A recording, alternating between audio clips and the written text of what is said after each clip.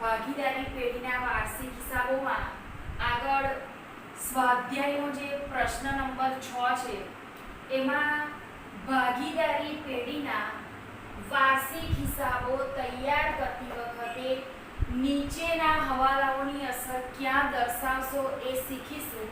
તો મિત્રો તમે પુસ્તક તમારી સાથે રાખજો.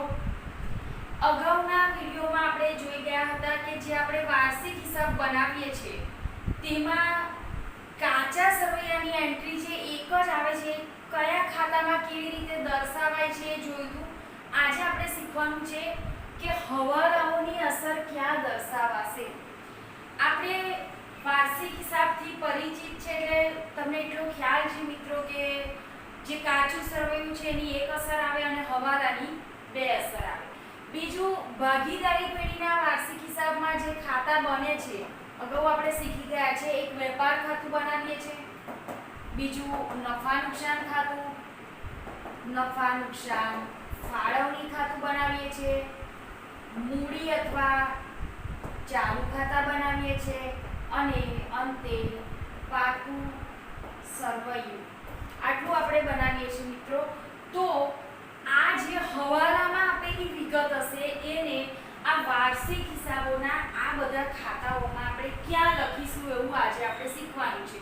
અને હવાલાઓની છે એટલે માત્ર એની બે અસર આવશે. તો એમાં જોઈશું મિત્રો, જો પહેલું સ્ટેશનરીનો સ્ટોક.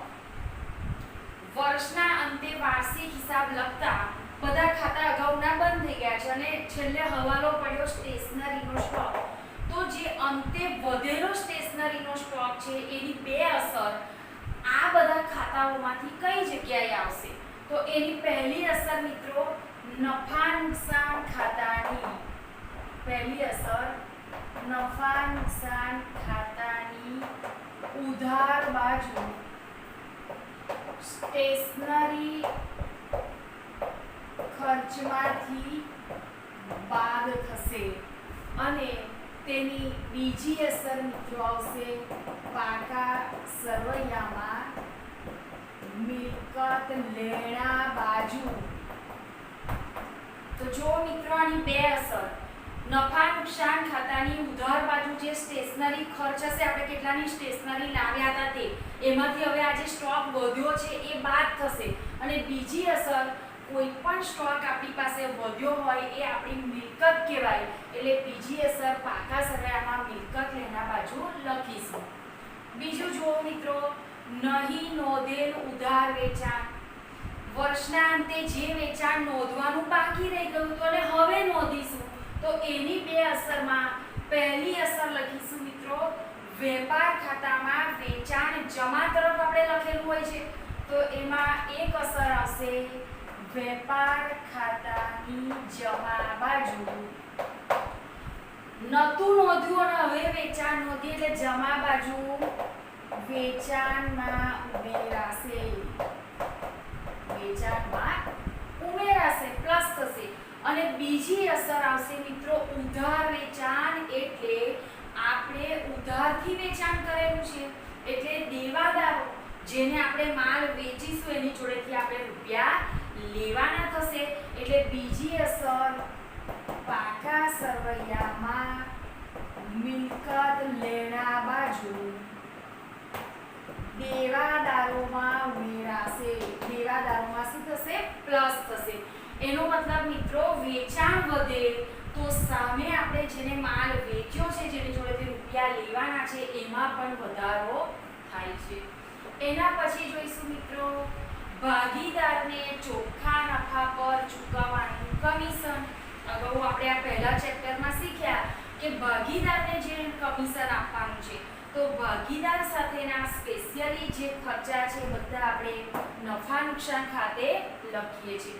તો કમિશન પેઢીમાંથી આપવું પડશે એટલે ફાળવણી ખાતે એક અસર ઉધાર આવશે અને ભાગીદારને કમિશન મળશે, આવક થશે. એટલે બીજી અસર મૂડી અથવા ચાલુ ખાતે આવશે.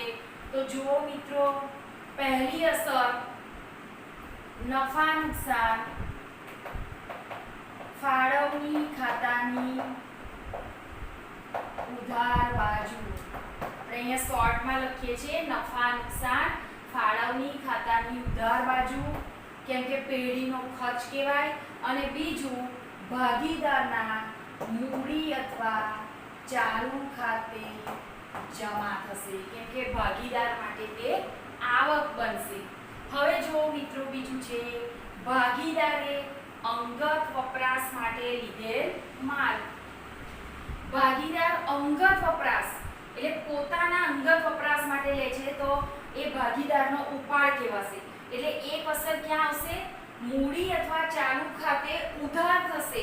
અને બીજું માલ લીધો છે ધંધામાંથી, એટલે ધંધામાંથી માલ લઈશું તો બીજી અસર વેપાર ખાતાની ઉધાર બાજુ ખરીદીમાંથી બાદ થશે, કેમ કે આપણે જેટલો માલ ખરીદીને લાયા છે એમાંથી માલ ઓછો થાય છે. તો અહીંયા જો મિત્રો પહેલી અસર મૂડી અથવા ચાલુ ખાતે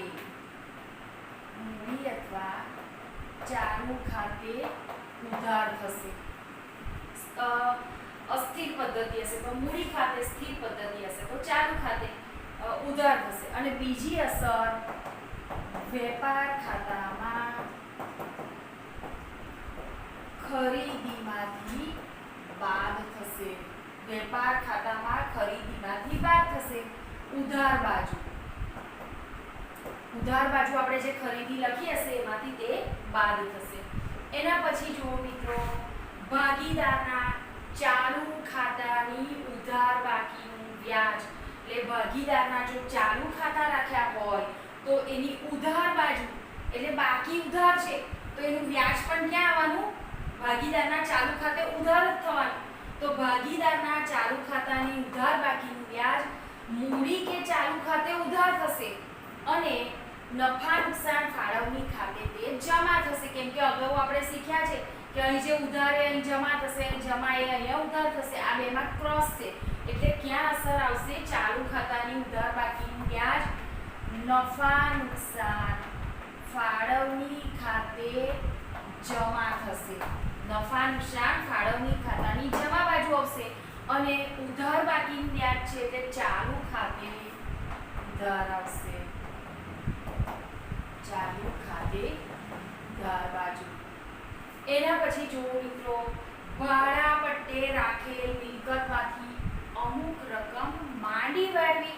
આપણે ભાડા પટ્ટે કરારથી મિલકત રાખી હોય અને એ મિલકત દિવસે દિવસે ઘટાડવાની હોય, માંડી વાળવાની હોય તો મિલકત ઘટાડીશું, માંડી વાળીશું એટલે એક અસર પાકા સરવાળામાંથી મિલકત ઘટશે અને બીજી અસર કોઈ પણ ઘસારો લાગે અથવા મિલકત માંડી વાળીએ તો એની બીજી અસર આવશે મિત્રો નફા નુકસાન ખાતાની ઉધાર બાજુ. કેમ કે મિલકત ઘટે એટલે એક પ્રકારનું નુકસાન કહેવાય. એટલે પહેલી એક અસર આ જે છઠ્ઠું છે એમાં આપણે પહેલી અસર લઈશું નફા નુકસાન ખાતાની ઉધાર બાજુ અને એની બીજી અસર આવશે મિત્રો પાકા સરવૈયામાં. લખીશું પાકા સરવૈયામાં મિલકત લેણા બાજુ મિલકતમાંથી બાદ થશે. જે કોઈ મિલકત હશે એમાંથી એને બાદ કરવામાં આવશે. એના પછી છે મિત્રો મળવાની બાકી આવક. મળવાની બાકી આવક એટલે આ વર્ષે આપણને આવક મળવાની બાકી છે અને હવે આપણને રકમ મળશે એટલે આવકો આપણે ક્યાં લખીએ છીએ? નફા નુકસાન ખાતાની જમા બાજુ. એટલે એક અસર આવશે નફા નુકસાન ખાતાની જમા બાજુ આવકમાં ઉમેરાશે. હવે મળશે એટલે આવકમાં પ્લસ થશે. અને બીજી અસર મળવાની બાકી છે, હજી લેવાનું બાકી છે એટલે આપણું લેણું કહેવાય. એટલે બીજી અસર પાકા સરવૈયામાં મિલકત લેણા બાજુ. અહીંયા લખીશું પાકા સરવૈયામાં મિલકત લેણા બાજુ. એના પછી અગાઉથી ચૂકવેલા ખર્ચા.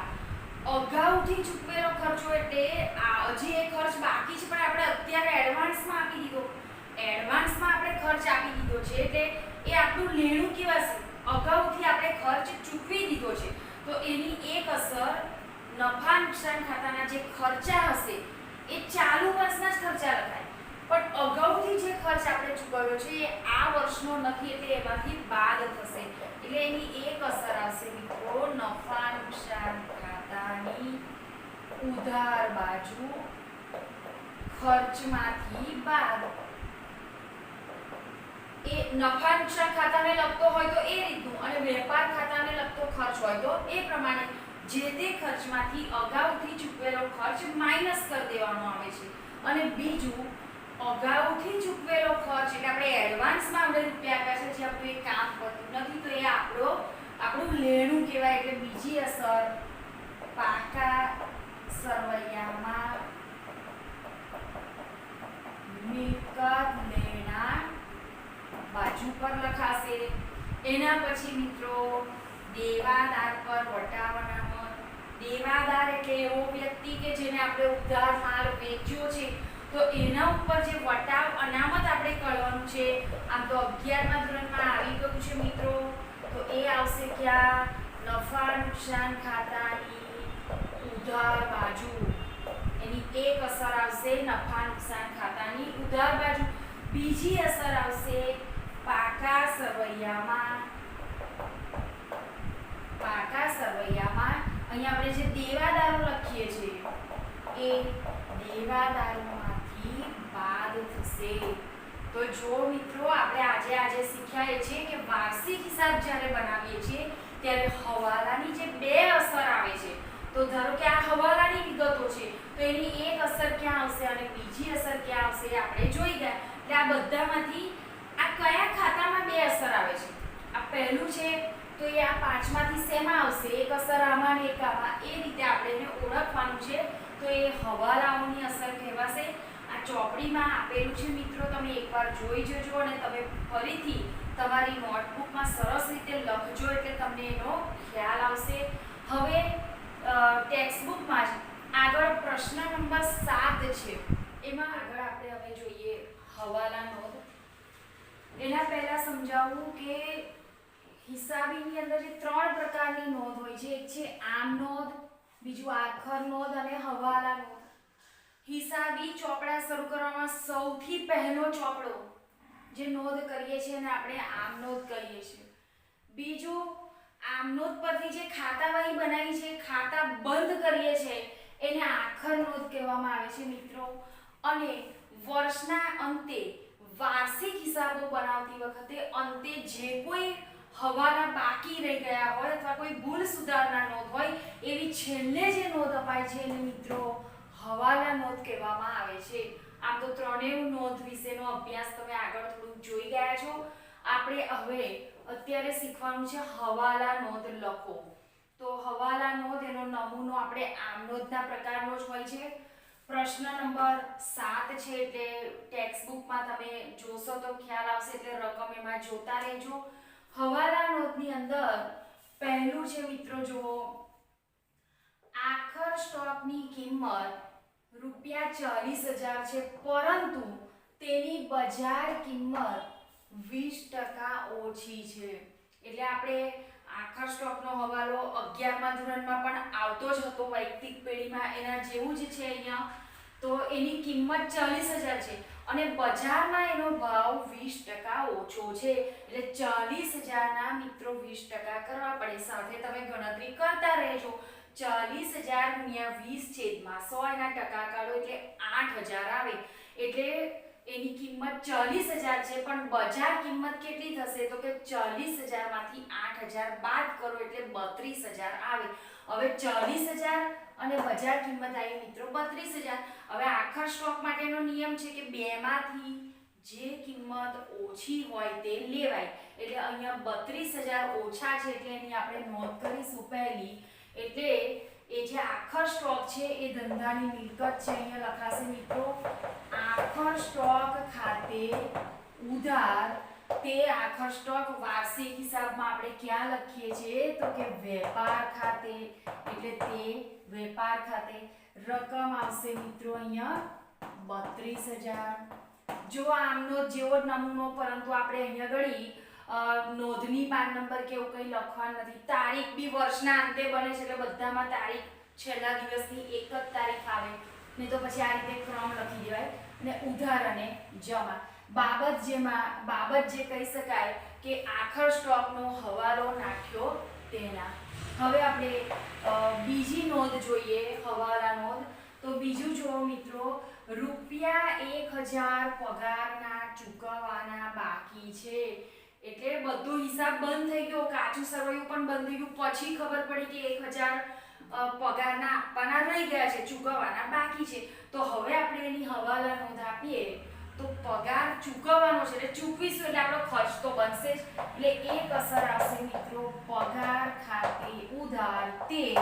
બીજું, હજી તે ચૂકવવાના બાકી છે એટલે અહીંયા આવશે ચૂકવવાના બાકી પગાર ખાતે. અહીંયા શોર્ટમાં લખીએ છીએ ચૂકવવાના બાકી પગાર ખાતે 1000. બાબત જે અહીંયા હું લખતી નથી પણ બાબત જેમાં એવું લખાય મિત્રો કે ચૂકવવાના બાકી પગાર અંગે નોંધ કરી તેના, એવું એમાં લખી શકાય. બીજું આગળ આપણે ત્રીજી હવાલા નોંધ લઈશું. તો ત્રીજું કીધું છે, મહેન્દ્રએ પેઢીને આપેલી 25000ની લોન. મહેન્દ્રએ, આપણે આ હવાલા નોંધ પેઢીવાળા લખે પણ મહેન્દ્રએ પેઢીને લોન આપી છે મિત્રો 25000ની. એના પર 10% લેખે 6 માસનું વ્યાજ ચૂકવવાનું બાકી છે. એટલે મહેન્દ્રની લોન હતી એને આપણે વ્યાજ આપવાનું બાકી છે 25000 ના 10% મિત્રો. એટલે 25000 10% કાઢવા પડે આ રીતે 10/100 અને 6 મહિનાનું એવું કીધું છે. 6 મહિનાનું એટલે 12 મહિનામાંથી 6 મહિના એટલે 6/12 આ રીતે ગણતરી કરવી પડે. તો તમે એની ગણતરી સાથે સાથે કરી શકો છો અથવા સીધું જ ખબર પડે કે 25000 ના 10% એટલે 2500 અને 6 મહિના એટલે વર્ષના અડધા છે એટલે 1250 રૂપિયા આવશે. તો એ 1250 ની નોંધ આપણે અહીંયા લખીશું મિત્રો. તો એ નોંધ કઈ રીતે આવશે તો કે વ્યાજ આપણે શું કરવાનું છે, ચૂકવવાનું બાકી છે. એટલે એક વ્યાજ ખર્ચ તો કેવાશે ભલે જ્યારે ચૂકવીએ ત્યારે. એટલે એક અસર આવશે વ્યાજ ખાતે ઉધાર. આખું લખવું તો લખી શકાય, લોનના વ્યાજ ખાતે ઉધાર તે મહેન્દ્રના લોન ખાતે. અહીંયા આવશે 1250 રૂપિયા. લોનના વ્યાજ ખાતે એટલે લોનનું વ્યાજ આપણો ખર્ચ છે એટલે ખર્ચ તરીકે ઉધાર કરવું. અને મહેન્દ્રની લોન ખાતે એટલે આપણે મહેન્દ્રને લોન જે લીધી છે એ તો આપવાની જ છે પણ સાથે સાથે વ્યાજ પણ આપણે એને ચૂકવવાનું છે એટલે એ આપણું દેવું કહેવાય. અને દેવું હંમેશા મિત્રો જમા થાય એટલે 1250 આપણે અહીંયા લખીશું. એના પછી મિત્રો ચોથું છે, જો ₹500 નું વ્યાજ અગાઉથી મળેલું છે. ₹500 નું વ્યાજ આપણને એડવાન્સમાં મળી ગયું છે એટલે એ વ્યાજ એ આપણી શું કહેવાય, આવક. પણ અગાઉથી મળેલું છે વ્યાજ. હવે કોઈ આપણને એડવાન્સમાં રૂપિયા આપી દે તો એ આપણી જવાબદારી કહેવાય. અને અગાઉ પણ મેં તમને કહ્યું હતું કે મિલકતો અને લેણું હંમેશા ઉધાર થાય. યાદ રાખજો મિત્રો, મૂડી અને દેવું એ હંમેશા જમા થાય. એટલે એક વિગત ખબર પડી જાય તો બીજી ખ્યાલ આવી જ જાય. હવે 500 નું વ્યાજ આપણને અગાઉથી મળ્યું છે, કોઈએ આપણને એડવાન્સમાં રૂપિયા એ આપણું દેવું છે એટલે દેવું હંમેશા જમા થાય. તો અહીંયા આવશે મિત્રો વ્યાજ ખાતે ઉધાર તે અગાઉથી મળે વ્યાજ ખાતે જમા થશે 500 રૂપિયા. બાબત જેમાં કહેવાય અગાઉથી મળેલા વ્યાજની નોંધ કરી તેના, એવું કહી શકાય એમાં. એના પછી 5 નંબર જોઈશું. ₹5 લાખના મકાન પર 8% લેખે 8 માસનો ઘસારો ગણો. 5 લાખનું મકાન છે અને 8% ઘસારો ગણવાનો છે. અહીંયા લખું છું મિત્રો, જોજો તમે 5 લાખ ગુણ્યા 8%, ટકા 100 એ નીકળે 8/100 ગુણ્યા 8 માસનો એટલે કે 8 મહિનાનો કુલ 12 મહિનામાંથી 8 માસનો આપણે ઘસારો ગણીએ આ રીતે, તો એનો ઘસારો ગણતા એનો જવાબ આવે છે મિત્રો, તમે કરજો ગણતરી એટલે ખ્યાલ આવે 26,667, 26,666.66 એવું આવે છે, પણ પોઈન્ટ પછી 5 થી મોટી રકમ હોય તો આપણે આગળ એક વધારી દઈએ એટલે 26,667 રૂપિયા આવશે. 26,667. પણ એ ક્યાં લખાશે? તો કે મકાનને ઘસારો લાગ્યો એટલે ઘસારો લાગવાથી આપણને નુકસાન જાય એટલે અહીંયા આવશે ઘસારા ખાતે ઉધાર તે શું ઓછું થયું? મકાન ઘટી ગયું એટલે તે મકાન ખાતે જમા આવશે 26,676. અને એમાં કહેવાશે કે બાબત જે કહી શકાશે કે મકાન પર ઘસારો ગણ્યો તેના. આગળ છઠ્ઠું લઈશું મિત્રો, હિસાબી વર્ષના અંતે હિસાબ ધંધામાં સ્ટેશનરીનો સ્ટોક ₹250 નો છે. સ્ટેશનરીનો સ્ટોક કોઈ પણ પ્રકારનો સ્ટોક એ આપણી મિલકત કહેવાય અને મિલકતની હંમેશા ઉધાર બાકી એટલે અહીંયા લખાશે સ્ટેશનરી સ્ટોક ખાતે ઉધાર તે સ્ટેશનરી ખર્ચ ખાતે જમા થશે. અહીંયા રકમ આપેલી છે મિત્રો 250. બાબત જેમાં કહેવાય કે સ્ટેશનરી સ્ટોક વિશે નોંધ કરી તેના અથવા સ્ટેશનરી સ્ટોકનો હવાલો આપ્યો તેના. આગળ 7 નંબર જોઈશું, હિસાબી વર્ષના અંતે ધંધામાં ₹50,000ના દેવાદારો છે, તેમાંથી 4,500 ઘાલખાદ માંડીવાળો અને દેવાદાર પર 10% ઘાલખાદ અનામતની જોગવાઈ કરો. આ પણ અગાઉ આવી ગયેલું છે આ ટાઈપનું, 11મા ધોરણમાં પણ આવતું હતું મિત્રો. આ 50,000ના દેવાદારો છે એટલે લેણદાર આપણે જેની જોડે રૂપિયા લેવાના છે આપણે એ દેવાદારો 50,000. એમાંથી સૌથી પહેલું શું માઈનસ થાય? ઘાલખાદ માઈનસ થાય. તો ઘાલખાદ અહીંયા કેટલી આપેલી છે? 4,500 આપેલી છે મિત્રો. 50,000 માંથી 4500 માઈનસ કરી દઈશું એટલે અહીંયા આવશે 44,500.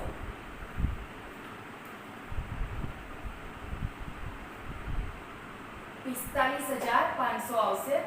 એમાંથી માઈનસ ઘાલખાદ અનામત. એ કેટલા ટકા કીધું છે?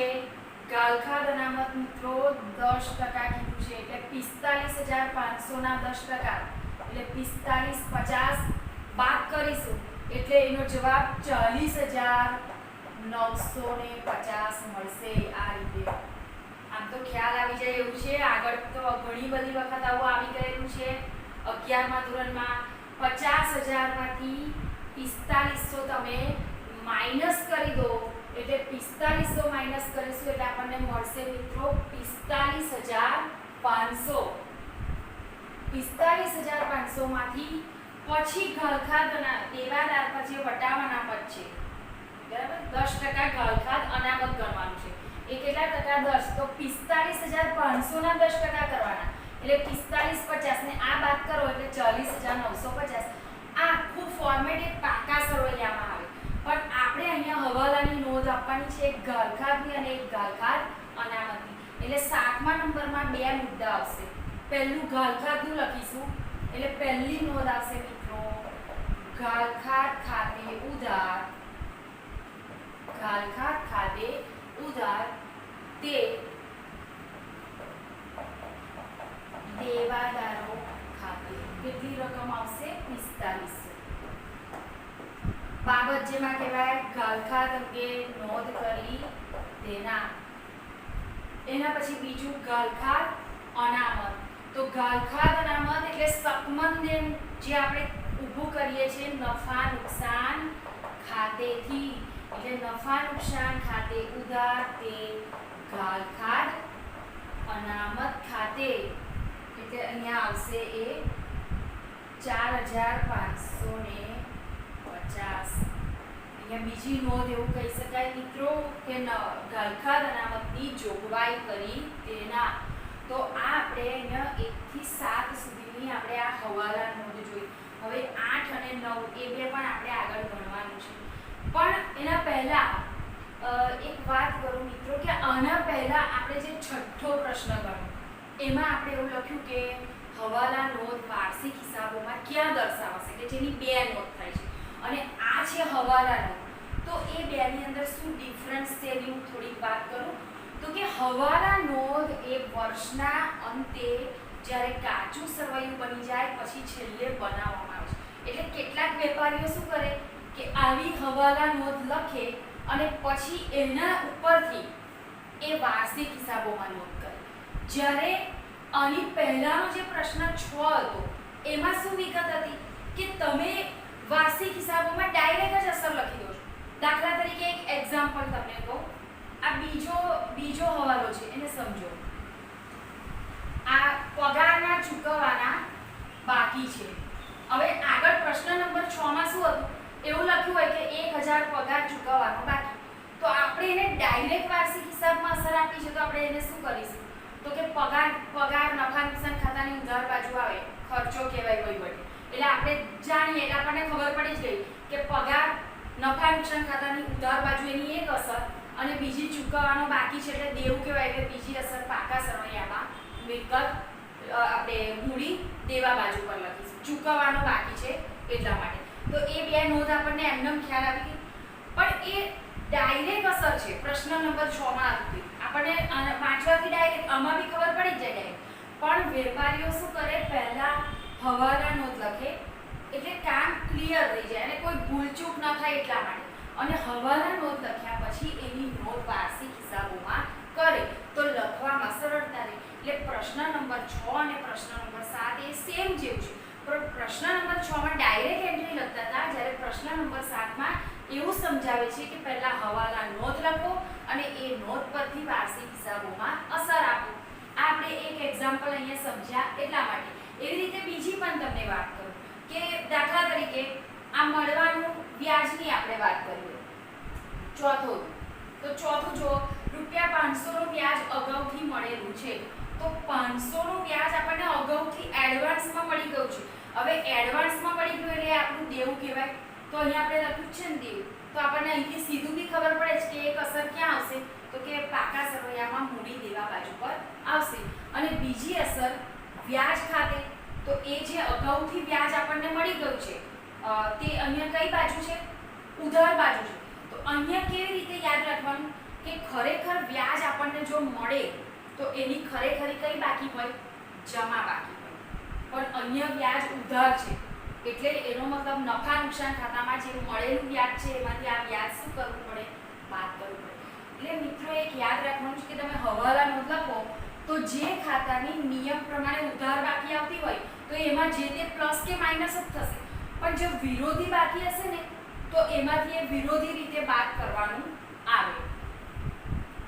આ એક્ઝામ્પલ આ સમજો. છઠ્ઠું પણ તો જો છઠ્ઠું છે હિસાબી વર્ષના અંતે ધંધામાં સ્ટેશનરીનો સ્ટોક 250 નો છે. હવે 250 સ્ટેશનરીનો સ્ટોક છે એ આપણી મિલકત કહેવાય. એટલે એક અસર લખી સ્ટેશનરી સ્ટોક ખાતે ઉધાર 250. હવે ઓલરેડી આપણને ખબર જ છે કે આ ખાતું બંધ કરીને ક્યાં જશે તો કે પાકા સરવૈયામાં જ જશે મિલકત લેણા બાજુ. બીજું સ્ટેશનરી ખર્ચ ખાતે જમા 250. તો સ્ટેશનરી ખર્ચ આપણે તો એવું શીખ્યા કે ખર્ચા હંમેશા ઉધાર જ થાય. તો ખર્ચ જો ઉધાર હોત ને તો ખર્ચામાં પ્લસ થતું પણ ખર્ચની ઉધાર બાકી હોય છે મિત્રો. પણ અહીં આવ્યું સ્ટેશનરી ખર્ચ જમા તેના નિયમ કરતા વિરોધી જમા છે એટલે જે તે ખર્ચમાંથી આપણે શું કરવાનું થશે માઇનસ કરવાનું થશે. એટલે સ્ટેશનરી ખર્ચ નફા નુકસાન ખાતાની જે ઉધાર બાજુ લખ્યો છે એમાંથી આપણે આ સ્ટેશનરી ખર્ચ બાદ કરવો પડે.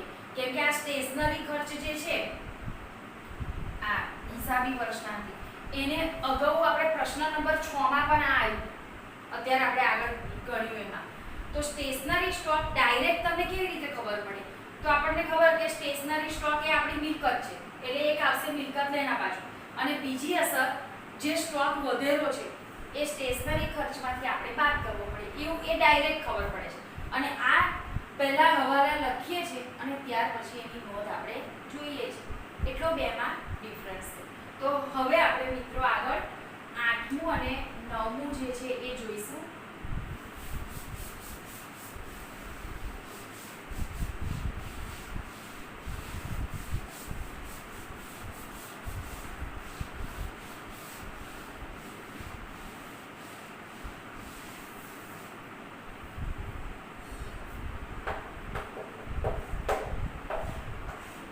તો 8મું જો, એક ભાગીદાર ₹5000 નો માલ ધંધામાંથી અંગત વપરાશ માટે લઈ જાય છે જેની નોંધ બાકી છે. હવે અંગત વપરાશ માટે જે માલ લે ભાગીદાર તો એને આપણે મિત્રો ઉપાડ કહીએ છીએ. એટલે અહીંયા નોંધ આવશે ઉપાડ ખાતે ઉધાર. અને તે શું લઈ જાય છે ધંધામાંથી?